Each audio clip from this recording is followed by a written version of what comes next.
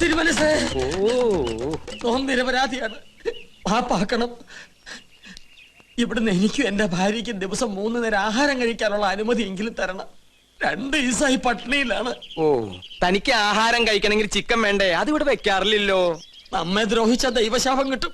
ഇപ്പൊ ഊണുൽ സത്യം മനസ്സാ വാച കർമ്മണെന്ന് ഒന്നും അറിഞ്ഞതല്ല. ശരി ശരി, കൊട്ടാരത്തിൽ ഒരു മംഗളകർമ്മം നടക്കാൻ പോകുന്നതിന്റെ പേരിൽ ക്ഷമിച്ചിരിക്കുന്നു.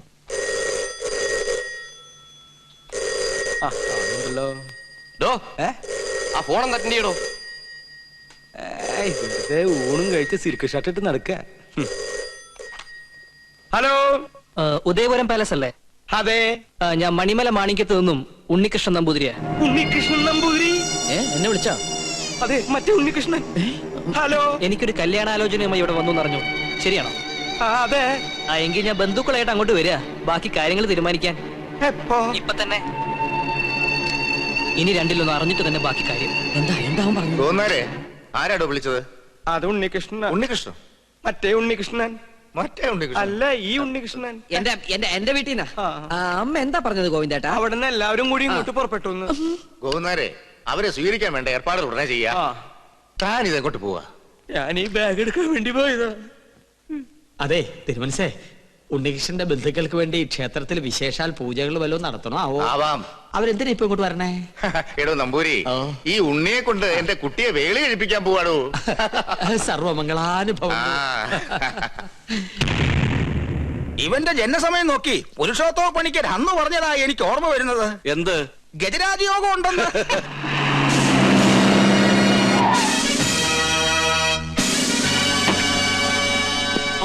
പേടിക്കൊന്നും വേണ്ട, എല്ലാ പ്രശ്നങ്ങളും തീർക്കാൻ വന്നാ ഞങ്ങള്.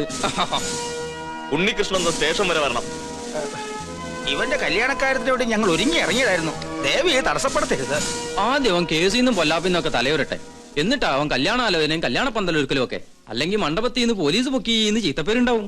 തിരിച്ചു വന്നിട്ട് സ്റ്റേഷനിൽ ഹാജരായ പോരെ? പോരാ, ഇത്രയും ദിവസം ഞങ്ങളെ വെട്ടിച്ചേർന്ന് തന്നെ വലിയ കുറ്റം. കേസ് ചാർജ് ചെയ്യാതിരുന്നേ ദാമോദര സാറ് പറഞ്ഞോണ്ടാ. എടോ, ആന്റണി ഒരു കോംപ്രമൈസിന് തയ്യാറായിട്ടുണ്ട്. നീ പോലീസ് സ്റ്റേഷനിൽ വന്നൊന്ന് രമ്യയിലെത്തുക, എന്നിട്ട് കേസ് രാജിവെക്കുക. പിന്നെ മനസ്സമാധാനായിട്ട് പെണ്ണ് കാണേ, കല്യാണം കഴിക്കുക, എന്ത് വേണേലും ആകാലോ. ഞാനീ കാണിക്കുന്ന സ്നേഹമൊക്കെ ഇതിന്റെ ആണെന്ന് കരുതിയാ മതി. ഞാൻ വരാം. ഞാനില്ലാന്ന് കരുതി യാത്ര മുടക്കണ്ട. നിങ്ങൾ പുറപ്പെട്ടോളൂ. അതാ അതിന്റെ ശരി.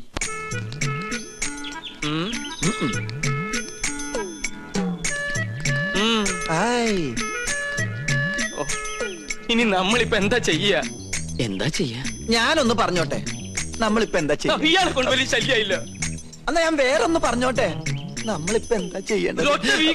എന്താ 3 പേരും കൂടി ഒരു ചുറ്റിക്കളി? ഇയാൾ ശല്യം ചെയ്യണു.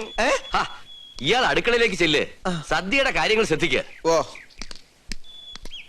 ഉണ്ണി, അവരെത്ര പേരുണ്ടാവും? ഒരു അടിക്കുള്ള ആളുണ്ടാവും, അല്ല ഒരു വണ്ടിക്കുള്ള ആളുണ്ടാവും. ആയിക്കോട്ടെ, അല്ലേ ഗോവിന്ദനാരെ?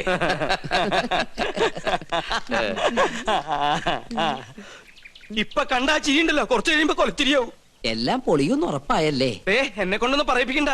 ഇത്രയൊക്കെ വരുത്തി വെച്ചിട്ട് എന്റെ നാവില് നല്ല തെറി പോലും വരുന്നില്ലല്ലോ ഈശ്വര. ഇവര് വന്ന് ഈ കല്യാണക്കാരി ആലോചിച്ചപ്പോ നിനക്ക് പറ്റില്ല എന്ന് പറയായിരുന്നില്ലടാ നാരങ്ങ മോറ. എന്നോട് ക്ഷമിക്കണം, വേറെ നിവൃത്തി ഇല്ലാത്തോണ്ട് ഞാൻ വിളിച്ചതാ. എന്ത് വേണേലും വിളിച്ചോ, അവൾക്ക് വേണ്ടി എന്ത് സഹിക്കാനും ഞാൻ തയ്യാറാ. അത്രയ്ക്ക് ഇഷ്ടപ്പെട്ടു പോയി ഗോപിക്ക്. പാകിസ്ഥാൻ ഒരു ബോംബിട്ടോണ്ട് ഇന്ത്യ നശിക്കില്ലടാ. നിന്നെ പോലെ ഏതെങ്കിലും പ്രേമരോഗികൾ കാരണമായിരിക്കും ഇവിടെ ഒരു യുദ്ധം ഉണ്ടാവാൻ പോണേ. എവിടെ പോയി നീ ഒളിച്ചു കളിക്കുക? ജാതകവശാൽ 71 വയസ്സ് വരെ ആയുസുള്ള ഞാനാ 25 വർഷം മുമ്പേ അകാല മൃത്യു വരിക്കാൻ പോണേ. എന്റെ പഴനി ആണ്ടവാ, ആ വീട്ടുകാരുടെ വരവൊന്ന് മുടക്കി തന്ന തല മുട്ടയടിച്ച് തല കുത്തി മറിഞ്ഞ് പഴനി മല കേറി വരാം. എന്റെ പഴനി ആണ്ടവാ.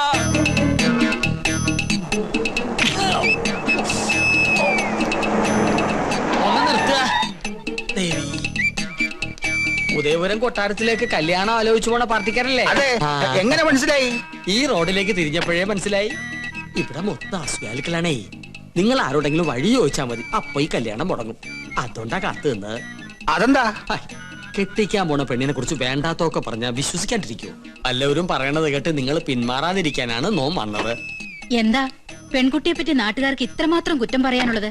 ഒക്കെ വെറുതെ കേട്ടോ കുശുമ്പ്. തമ്പുരാട്ടിക്കുട്ടി ഇടയ്ക്കിടയ്ക്ക് ബോംബെക്കോ ബാംഗ്ലൂർക്കോ ഒന്ന് പോകും. എന്തിന്? പരിപാടിക്ക്, നൃത്ത പരിപാടിക്ക്. ഒരിക്കലും ഒരു പരിപാടി കഴിഞ്ഞതിന്റെ 3-ാം മാസം പെണ്ണ് ആശുപത്രിയിലായി. കളയാൻ കൊണ്ടുപോണതല്ലേ എന്ന് ഒരുത്തൻ നമ്മുടെ മുഖത്ത് നോക്കി ചോദിച്ചു. അവന്റെ ചെള്ളക്കിട്ട് ഒരെണ്ണം കൊടുത്തു തോം.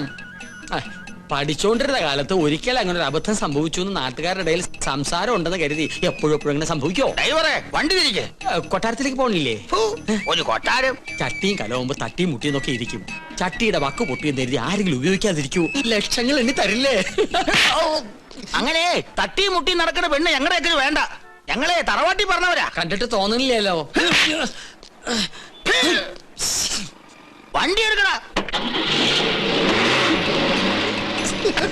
രണ്ട് കൊണ്ടാലെന്താ, കല്യാണം കലക്കില്ലേ? ടാക്സി. അയ്യോ ദേ അവരെത്തി. പെണ്ണിന്റെ തന്ത ചത്തൂന്നും പറഞ്ഞ് അവരെ വന്ന വഴിക്ക് തന്നെ പറഞ്ഞു വിട്. ഗോവിന്ദട്ടൻ മരിച്ചു എന്ന് പറയട്ടെ. എത്രയായി? ഒരു 150 കൂടെ. ആ എന്നാ പിടിച്ചോളൂ. 200. ആ ആ. നീ നിന്റെ വീട്ടുകാരെ നോക്കി നിൽക്കുകയാണല്ലേ? അവരിനി ഭാഗത്തേക്ക് വരില്ല. അന്ന് കോഴി മാംസം കാണിച്ച് നീ നമ്മ കൊട്ടാരത്തിൽ നിന്ന് പുറത്താക്കിയതിന് ഒരു ചെറിയ ശിക്ഷ. നോമി കല്യാണം മുടക്കി. നീ വലിയവനാടാ, വലിയവൻ. ഇന്നാടാ നിന്റെ മഹത്വം ഞാൻ അറിയുന്നത്. താങ്ക്സ് പറയടാ. Thank you very much. കല്യാണം മുടക്കിന്ന് അറിഞ്ഞപ്പോ ഇവനെന്തിനാ ഇത്ര സന്തോഷിക്കണേ?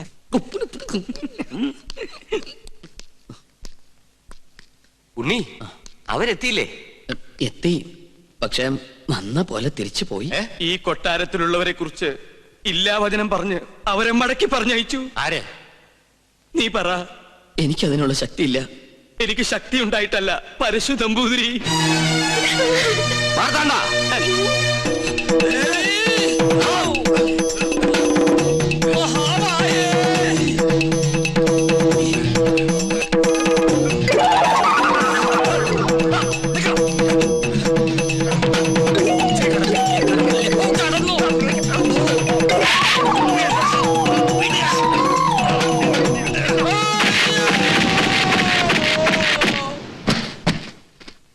തൂക്കിയെടുത്ത് പുറത്തറിയ. ഇനി ഇവൻ അകത്ത് കയറിയ കൊന്നു കളഞ്ഞേക്ക്.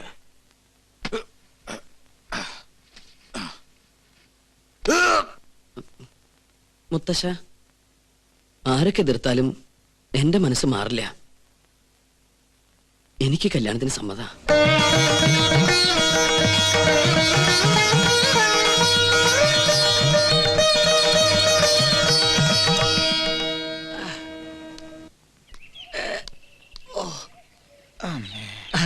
അസലായി.